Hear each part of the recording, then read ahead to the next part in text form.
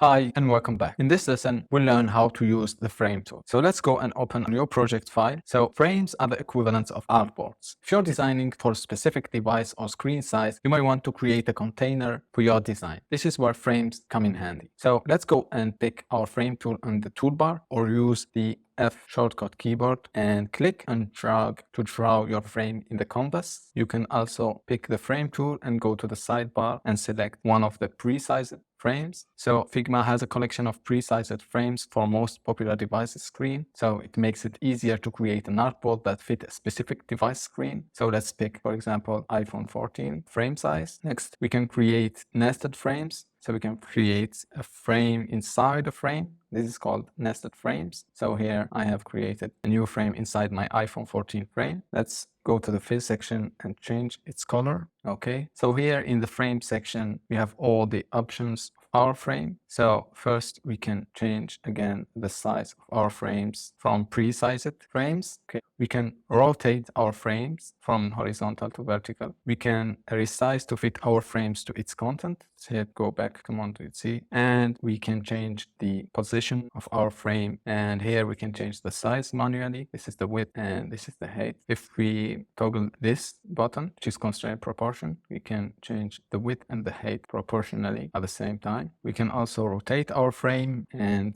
go back to 0, and we can change the border radius of our frames.